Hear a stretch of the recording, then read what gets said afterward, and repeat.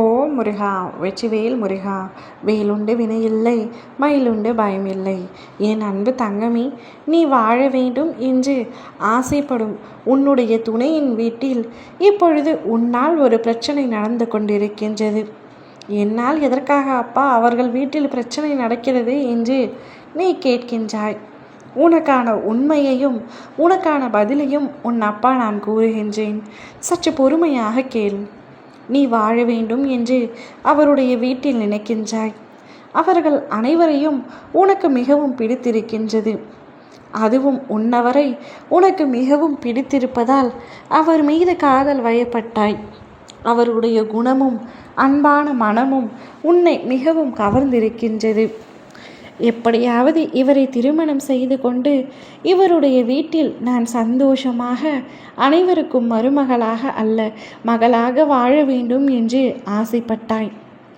ஆனால் அவரின் வீட்டிலோ சில பேர் உங்களுடைய திருமணத்திற்கு தடையாக இருந்து உன்னை பற்றி இல்லாததையும் பொல்லாததையும் அவர்கள் வீட்டில் கூறுகின்றனர்.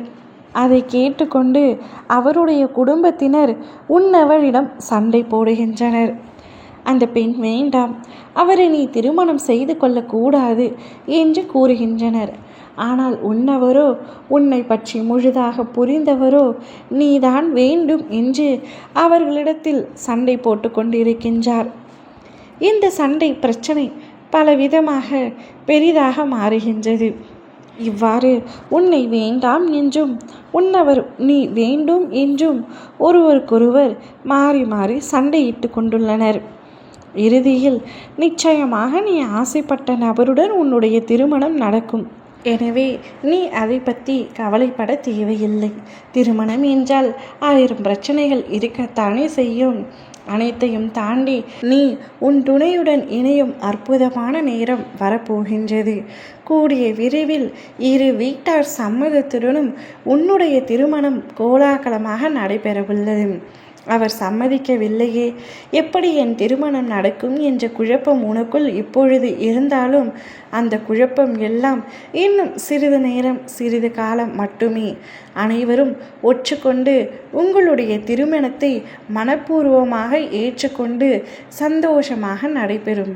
உன்னுடைய இல்லற வாழ்க்கையும் மகிழ்ச்சியாக இருக்கும். அவ்வப்பொழுது சிறு சிறு பிரச்சனைகள் வந்தாலும் அனைத்தும் சரியாகிவிடும். நீ வாழும் வீட்டில் சந்தோஷமாக இருப்பாய். நீ எந்த வீட்டில் வாழ வேண்டும் என்று ஆசைப்படுகின்றாயோ அந்த வீட்டில் நிச்சயம் மகிழ்ச்சியுடனும் அனைவரின் ஆசீர்வாதத்துடனும் சந்தோஷமாக வாழ்வாய். இது உன் அப்பாவின் சத்திய வாக்கு. இது எப்பொழுதும் மாறாது. உன் மனதால் நீ என்ன நினைக்கின்றாயோ அது அப்படியே நடக்கும். நீ என்னிடம் வேண்டியதை நான் உனக்கு கொடுக்கும் பொன்னான நேரம்தான் இது. நிச்சயம் நடக்கும்.